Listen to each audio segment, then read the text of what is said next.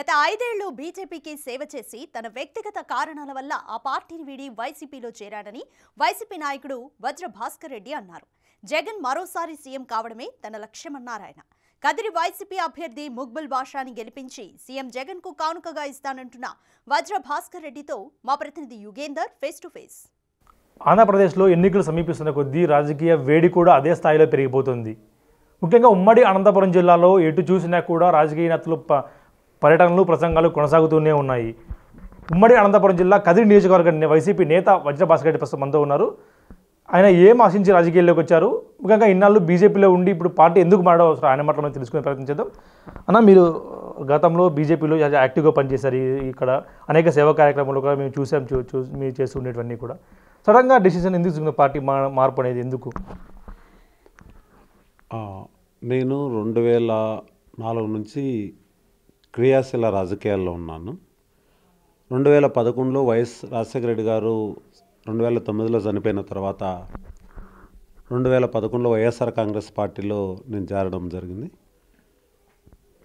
2014లో నేను వైఎస్ఆర్సీపీ నుంచి MLA ticket ఆశించిన మాట వాస్తవమే. అప్పుడు మైనార్టీకి ఇవ్వాలని జగన్మోహన్ రెడ్డి సార్ గారు తీసుకున్న నిర్ణయాన్ని గౌరవించి అప్పుడు చాంద్ భాషను గెలిపించుకోవడం జరిగింది. అదేవిధంగా 2019 మరి 90% టికెట్ వస్తుందని ఆశించిన మాట వాస్తవమే. అప్పటి పరిస్థితుల్లో సిద్ధారెడ్డి గారికి టికెట్ ఇవ్వడం జరిగింది. మరి అప్పుడు 2019 తర్వాత కొన్ని పరిస్థితుల ప్రభావాల వల్ల నేను బీజేపీ పార్టీకి పోయిన 3 నెలల్లోనే అక్కడ జిల్లా అధ్యక్షునిగా ఇవ్వడం, ఇచ్చిన తర్వాత 23వ ప్లేస్లో ఉన్నటువంటి సత్యసాయి జిల్లాను టాప్ 1లోకి తీసుకొని రావడం, తర్వాత జిల్లా అధ్యక్షునిగా రీసఫ్లింగ్ జరిగే సిచ్యువేషన్లో మరి కొన్ని విషయాలు చెప్పకూడదు కానీ కొంత బాధాకరమైన విషయం అయితే జరిగింది. తర్వాత జరిగిన పరిణామాలలో నా రాజీనామా పత్రంలో నేను అన్నీ తెలియజేశాను. ఇక్కడ భారతీయ జనతా పార్టీ భారతదేశంలో జాతీయ పార్టీ అయితే ఆంధ్రప్రదేశ్లో మాత్రం వ్యక్తుల పార్టీగా ఉన్నందువల్ల నేను మరి ఎందుకంటే వైఎస్ఆర్ కాంగ్రెస్ పార్టీలోనే నా యొక్క రాజకీయ ప్రస్తావన స్టార్ట్ అయింది కనుక మళ్ళీ నేను ఈ పార్టీలోకి అన్కండిషనల్గా ఎటువంటి పదవి కానీ ఎటువంటి ఆలోచన లేకుండా అన్కండిషనల్గా పార్టీలోకి వైఎస్ఆర్ కాంగ్రెస్ పార్టీలోకి వైఎస్ జగన్మోహన్ రెడ్డి గారు మరి పెద్దిరెడ్డి రామచంద్ర రెడ్డి గారి ఆశీర్వాదాలతో ఆయన సమక్షంలో నేను మళ్ళీ ఉరవకొండలో మన గౌరవ ముఖ్యమంత్రి వర్యులు జగన్మోహన్ రెడ్డి సమక్షంలో మళ్ళీ పార్టీలో చేరడం జరిగింది. యాక్టివ్గా వర్క్ చేస్తున్నా. మీరు ఏమీ ఆశించకుండా అంటున్నారు. గతంలో మీరు బీజేపీలో ఉన్నప్పుడు కూడా మీ బీజేపీ నేతగా కంటే మిమ్మల్ని సామాజిక సేవా కార్యక్రమాలతో నీకు గుర్తించే ప్రజలంతా కూడా మిమ్మల్ని గుర్తిస్తూ ఉన్నారు. అంటే ఏమీ ఆశించకుండానే ఈ పాలిటిక్స్లోకి వైసీపీలోకి వచ్చారా? నా వర్త్ నా కెపాసిటీస్ అన్నీ కూడా వైఎస్ఆర్ కాంగ్రెస్ పార్టీలో ఉన్నటువంటి పెద్దలకు అందరికీ తెలుసు. వారు నన్ను ఏ విధంగా పార్టీలో ఎలా వాళ్ళు పార్టీకి ఉపయోగం ఉంటే ఏ విధంగా ఉపయోగించుకోవాలనే విషయం మీద పార్టీకి వదిలేశాను అంతే. మరి పార్టీ ఏ విధంగా అయితే నన్ను ఉపయోగించుకోవాలనుకుంటుందో దానికి నేను సిద్ధంగా ఉన్నా. మీకు మంచి ఫాలోయింగ్ ఉంది కదిరి ప్రాంతంలో కూడా, మీకు వర్గాల్లో పరిచయాలు ఉన్నాయి. ఈ పరిచయాలు బేస్ చేసుకొని మీరు పెద్దిరెడ్డిని ఈసారి ఎమ్మెల్యే టికెట్ ప్రకటించినా కూడా ముగ్గురు భాషని మమ్మల్ని కూడా పరిశీలించండి అంటూ కూడా బయట ప్రచారం జరుగుతుంది. వజ్రభాస్కర్ రెడ్డి కూడా చివరి నిమిషంలో టికెట్ సాధించే అవకాశం ఉందంటూ కూడా బయట వార్తలు వస్తూ ఉన్నాయి. 100% అవాస్తవం. మక్బుల్ బాషా గారు ఇప్పుడు ప్రకటించిన మక్బుల్ అహ్మద్ గారు 100% ఆయన గెలిపించుకోవడానికే శాయశక్తులు ప్రయత్నం చేయడమే కాకుండా గెలిపించుకోవడమే ధ్యేయంగా నేను ఇక్కడికి రావడం జరిగింది. బయట మాట్లాడే మాటలన్నీ ఒక వ్యక్తుల మధ్య విభేదాలు తారతమ్యాలు పెంచే మాటల్లో భాగమే కానీ నేను ఎట్టి పరిస్థితుల్లో టికెట్ అడగలేదు, ఎట్టి పరిస్థితుల్లో నేనేం మాట్లాడలేదు. పెద్దిరెడ్డి రామచంద్ర రెడ్డి గారు మేము పెద్ద ఆయన అంటాం. ఆయన అన్కండిషనల్గా నువ్వు పార్టీలోకి వచ్చాయని సింగిల్ వర్డింగ్ యూజ్ చేశారని నేను రావడం జరిగింది తప్పితే ఇక నేను ఏమీ అడిగింది లేదు, తను ఏమీ చెప్పింది లేదు. 100% మక్బుల్ అహ్మద్ గారు 2024లో పోటీ చేస్తాడు. గెలిపించుకునే బాధ్యత నా బుధస్కంధాల మీద కూడా ఉందని సందర్భంగా తెలుసు. వజ్రభాస్కర్ రెడ్డి మీదే ఈ బాధ్యత కూడా పెట్టారు అంటూ కూడా బయట వార్తలు వస్తూ ఉన్నాయి. అదే ఇంతకుముందు మీకు చెప్పాను, నా మీద ఏం బాధ్యత పెట్టాలనేది పార్టీకి సంబంధించిన విషయం కాబట్టి ఇంటర్నల్గా పార్టీ ఏమైతే డెసిషన్ తీసుకొని ముందరకు పోతుందో ఆ నిర్ణయం ప్రకారం నాతో పాటు లీడర్స్ ఉన్నారు చాలామంది, ఇబ్బంది ఏం లేదు. పార్టీలో నా యొక్క పాత్ర ఏ విధంగా ఉండాలనే విషయాన్ని పరిశీలిస్తే దానికి నేను ఇంటర్నల్గా ఆర్గనైజేషన్ సిస్టంలో వర్క్ చేసి ఒక జిల్లా అధ్యక్షునిగా ఆర్గనైజేషన్లో ఒక 4 సంవత్సరాలు సుదీర్ఘమైన అనుభవము నాకు ఉన్నది. అదేవిధంగా ఖచ్చితంగా మక్బుల్ అహ్మద్ గారిని గెలిపించుకోవడానికి పూర్తిగా కృషి చేయడంతో పాటు గెలిపించుకుంటాను కూడా 100%. అంతేగాని ఇవన్నీ కూడా నేను అవన్నీ అడగడము ఊరికే అనవసరంగా ఈ సోషల్ మీడియాలో ఇవన్నీ చెప్పడం అవన్నీ అవసరమని సందర్భంగా తెలియజేస్తున్నాను. మొత్తానికి వైసీపీ పరిస్థితి కదిరిలో ఏ విధంగా ఉంది అంటే గత 5 ఏళ్ల కాలంలో సిద్ధారెడ్డి అభివృద్ధి చేయడంలో అవినీతి ఆరోపణలు ఎక్కువయ్యాయి. అందుకని సీటు మార్చి మైనార్టీ వర్గానికి సీట్ ఇచ్చారు. పార్టీ పరిస్థితి బాగాలేదు అంటూ కూడా టీడీపీ ప్రచారం చేస్తుంది సోషల్ మీడియాలో కూడా కానీ కందికుంట కానీ. టీడీపీ పార్టీ అసలు ఏమి చేసిందని వాళ్ళు అనవసరంగా ప్రశ్నిస్తున్నారో నాకు అర్థం కావట్లేదు. కానీ ఇప్పుడున్నటువంటి ఎమ్మెల్యే గారు అవినీతి అనే మాట అవాస్తవం. ఎందుకంటే తను ఎంత చేయగలగల్లో అంత చేయగలిగినాడు. కానీ ఇక్కడ కదిరి నియోజకవర్గానికి సంబంధించి మక్బుల్ అహ్మద్ గారు వాళ్ళ 4 ఫాదర్స్ నుంచి వారు ప్రతి ఒక్కరికి ఉపయోగపడిన వాళ్ళు. తర్వాత మక్బుల్ గారు కూడా మంచి విద్యావంతుడు, మంచి మైనార్టీ వర్గంలో మంచి అవకాశం ఉన్న వ్యక్తి. ఏదో ఒక క్యాల్కులేషన్స్లో రావడం తప్పడం తప్పితే ఏదో సిద్ధారెడ్డి పని చేయలేదు, సిద్ధారెడ్డి ఏదో ఇక్కడ అవినీతి చేసినాడు అని ఎమ్మెల్యే గారిని మాట్లాడడం కరెక్ట్ కాదు. మా ఉద్దేశం అంతా సిద్ధారెడ్డి గారు కానీ నేను కానీ లేదా ఎవరైనా కానీ జగన్మోహన్ రెడ్డి గారు సీఎం గాలనే ఏకైక లక్ష్యంతో పని చేస్తాం. అదేవిధంగా కదిరి నియోజకవర్గానికి సంబంధించి మక్బుల్ అహ్మద్ గారిని గెలుపుకు పూర్తిగా కృషి చేస్తామని సందర్భంగా తెలియజేస్తాం. పార్టీ పరిస్థితి ఎలా ఉంది మొత్తం కదిరి నియోజకవర్గంలో? కదిరి నియోజకవర్గంలో పార్టీ పరిస్థితికి అని అంటే 100% కింద స్థాయిలో ఎస్సీ ఎస్టీ మైనార్టీ బీసీలంతా కూడా 90% జగన్మోహన్ రెడ్డి గారికి ఓటు వేయడానికి ఫిక్స్ అయిపోయినారు. మీరు కదిరి గురించే కాదు రాష్ట్రంలో మొత్తం చెబుతున్నా. నాకు విస్తృత స్థాయి పరిచయాలతో పాటు జిల్లాలో గత 4 సంవత్సరాల నుంచి ఈ 7 నియోజకవర్గాల్లో నేను పూర్తిగా తిరిగిన సందర్భంగా ఒకటి చెబుతున్నాను. 100% సత్యసాయి జిల్లాకు సంబంధించి 7కు 7 నియోజకవర్గాలు ప్లస్ ఎంపీ సీటును గెలవబోతున్నాం. వై నాట్ 175 ఏదైతే మా ముఖ్యమంత్రి వర్యులు చెబుతున్నారో దాన్ని మేము సత్యసాయి జిల్లా నుంచి స్టార్ట్ చేస్తామని సందర్భంగా మీకు తెలియజేస్తున్నాం. మొత్తం రాష్ట్ర వ్యాప్తంగా టీడీపీ జనసేన కూటమి గట్టి పోటీ ఇస్తుంది. దాదాపు 150 సీట్లు మేము గెలుస్తామంటూ కూడా ధీమాగా చెప్తున్నారు టీడీపీ నేతలు కానీ జనసేన నేతలు కానీ.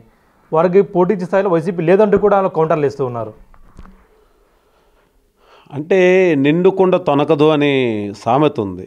కాబట్టి జగన్మోహన్ రెడ్డి గారు ఒక హై మెచ్యూర్డ్ పొలిటీషియన్ను, అదేవిధంగా పేద ప్రజల యొక్క మనసులు చదివిన వ్యక్తిగా 2,50,00,000 రూపాయలు ఈరోజు సంక్షేమ పథకాల కోసం పేదవారికి ఖర్చు పెట్టినాడంటే భారతదేశంలోనే ఇంత గొప్ప మనసున్న ముఖ్యమంత్రి పేదలకు దొరకడం అనేది 10 జన్మలు ఎత్తినా దొరకదనే ఉద్దేశంతో అందరూ ఉన్నారు.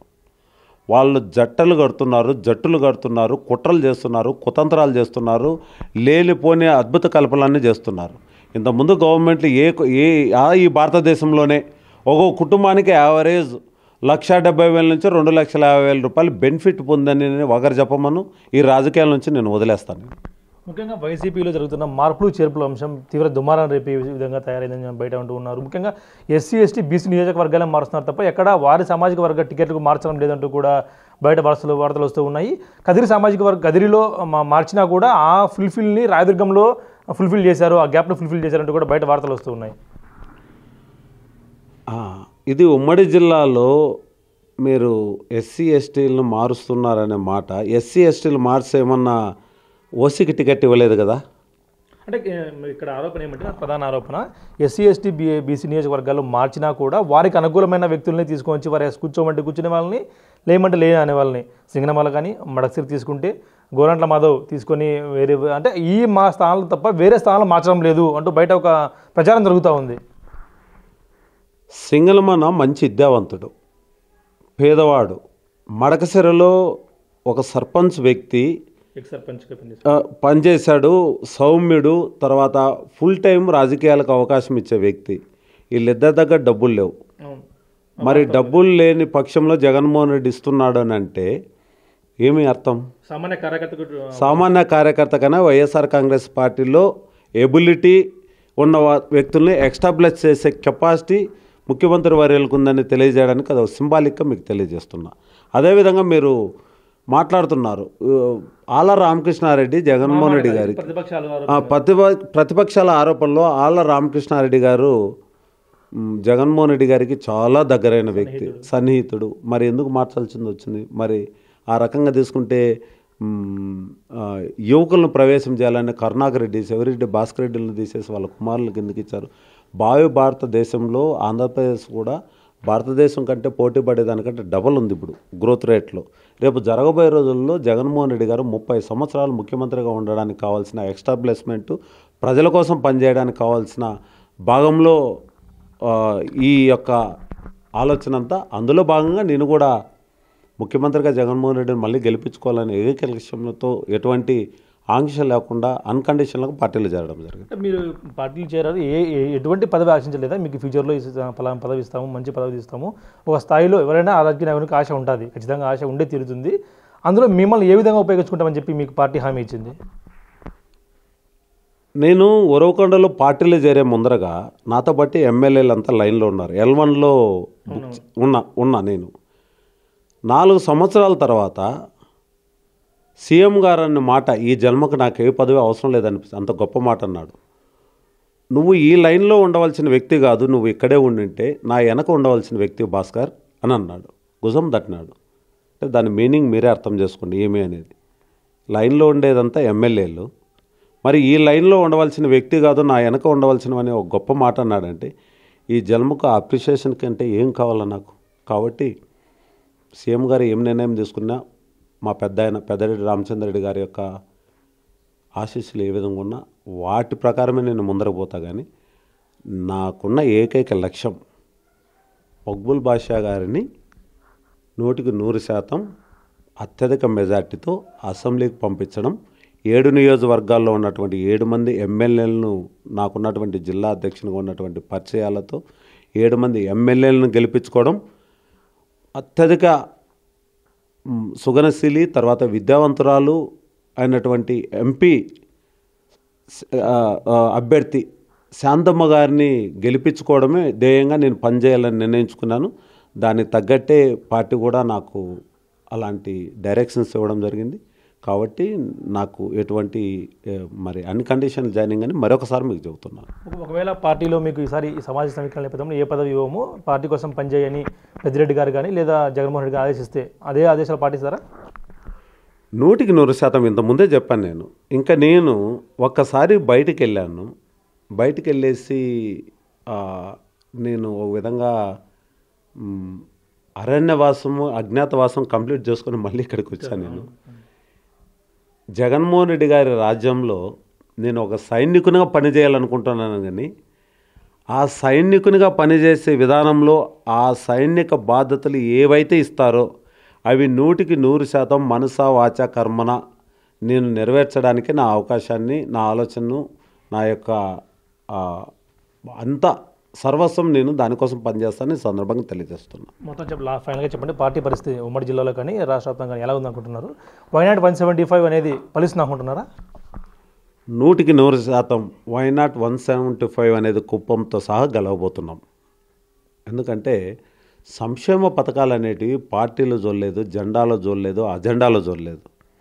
పేదవాడా కాదా అనే ఒకే ఒక లక్ష్యంతో మా ముఖ్యమంత్రి వర్యులు జగన్మోహన్ రెడ్డి గారు ఓటు వేసినా ఏకపోయినా అందరికీ సంక్షేమ పథకాలు జరగడంతో పాటు ఎవరో కూడా మేము తెలుగుదేశం కాబట్టి మాకు పెన్షన్ కట్ చేసినారు, లేదా మేము బీజేపీ కాబట్టి మాకు ఇండ్లు రాలేదు, లేదా మేము సిపిఐ పార్టీలు కాబట్టి మాకు ఈరోజు ఆసరా అందలేదు, లేదా మేము ఎంఐఎం పార్టీ కాబట్టి మాకు అమ్మబడి ఇవ్వలేదు లేదా మీ కాంగ్రెస్ పార్టీ కాబట్టి మాకు వైఎస్ఆర్ కాంగ్రెస్ పార్టీకి సంబంధించిన సంక్షేమ పథకాలు ఏం అందలేదని ఒక్కరితో అయినా నిరూపించగలరా ఈ రాష్ట్రంలోనే సందర్భంగా మీకు తెలియజేస్తున్నా. కాబట్టి 100% వై నాట్ 175 అనేది సత్యసాయి జిల్లా నుంచి నేనే చెబుతున్నా కదా, 7 నియోజకవర్గాల్లో ఎంపీ అభ్యర్థిని గెలిపించుకోవడంలో నా వంతు బాధ్యతగా ముందర తీసుకొని పోతాం. అదేవిధంగా రాష్ట్రమంతా కూడా జగన్మోహన్ రెడ్డి గారిని చూసి ఓటేయడానికి సిద్ధంగా ఉన్నారని ఈ సందర్భంగా మీకు తెలియజేస్తున్నాను. షర్మిల పార్టీ ప్రభావం ఎంత మేరకు వైసీపీ పడే అవకాశం ఉంది? షర్మిలమ్మ గారి యొక్క ప్రభావం అనేది చంద్రబాబు నాయుడు గారు ఈరోజు తను పవన్ కళ్యాణ్ని ఏ విధంగా అయితే వాడుకుంటున్నాడో, ఒక మ్యాజిక్ చేసే దాంట్లో, మోసాలు చేసే దాంట్లో చంద్రబాబు నాయుడు గారు నెంబర్ 1. ఆ విషయం అందరికీ తెలిసిన విషయం. ఎన్నిపోటు పొరసాలన్నా, మ్యాజిక్ చేయాలన్నా, మోసాలు చేయాలన్నా కూడా. మొన్నటి వరకు పవన్ కళ్యాణ్ ముఖ్యమంత్రి కావాలని ఒక సామాజిక వర్గం అంతా పూర్తిగా కలలు కంటే వాటిని నిర్వ్యాయం చేసినాడంటే చంద్రబాబు నాయుడు గారు. ఈ వయసులో కూడా ఆయన ముఖ్యమంత్రి ఎందుకు కావాలో పవన్ కళ్యాణ్ అనౌన్స్ చేయమనండి, దమ్ము ధైర్యం ఉంటే. షర్మిలమ్మ గారి విషయం అంటారా, 100% ఇదంతా కూడా కుట్రలో భాగంగా జరుగుతున్న ఒక ఫ్యామిలీని ఈరోజు పూర్తిగా కాంగ్రెస్ పార్టీ ఏ విధంగా అయితే ఆ రోజు ఫ్యామిలీని విడదీసి, రాష్ట్రాన్ని విడదీసి, ఆ రోజు వాళ్ళు ఒక క్షణిక ఆనందం పొందిన కాంగ్రెస్ పార్టీ ఈరోజు అదే ప్రయోగం జగన్మోహన్ రెడ్డి గారి మీద షర్మిలమ్మను ఈరోజు ఉపయోగిస్తున్నారు. కాబట్టి 100% షర్మిలమ్మ గారి వల్ల మాకు వచ్చే నష్టమూ లేదు, కాంగ్రెస్ పార్టీ వల్ల వచ్చే మాకు నష్టమూ లేదు, తెలుగుదేశం పార్టీ వల్ల వచ్చే నష్టమూ లేదు. 100% వై నాట్ 175 అనే దాని మీదనే మేము ముందర పోతాం. జగన్మోహన్ రెడ్డి గారు ఖచ్చితంగా అత్యధిక ఓట్ల మెజార్టీ 60% ఓటు శాతాన్ని తీసుకొని రేపు జరగబోయే రోజుల్లో ముఖ్యమంత్రిగా 30 సంవత్సరాలు ఆయన కొనసాగడానికి మా వంతు కృషిగా ముందర తీసుకుని పోతామని సందర్భంగా తెలియజేస్తున్నాం. Thank you sir. Thank you. Why not 175 నిన్న ఖచ్చితంగా చేసి తీరుతామంటూ కూడా షర్మిల కాంగ్రెస్ పార్టీలో చేరినా మాకు ఎటువంటి ఇబ్బంది లేదు. ఖచ్చితంగా ఉమ్మడి జిల్లాలో కానీ సత్యసాయి జిల్లాలో కానీ 7 అసెంబ్లీ సీటు, ఒక పార్లమెంట్ సీటు, హిందూపురం సీటు కూడా ఖచ్చితంగా గెలిచి జగన్ గారు గిఫ్ట్ ఇస్తామంటూ నాకు పార్టీలు ఏ పదవి ఇచ్చినా ఇవ్వకపోయినా, ప్రభుత్వంలో భాగస్వామి కాకపోయినా ఖచ్చితంగా జగన్ గారు వెంటే ఉంటారంటూ కూడా వజ్రభాస్కర్ రెడ్డి స్పష్టం చేస్తున్నారు. ప్రసాద్ బిగ్ టీవీ కదిరి నుంచి.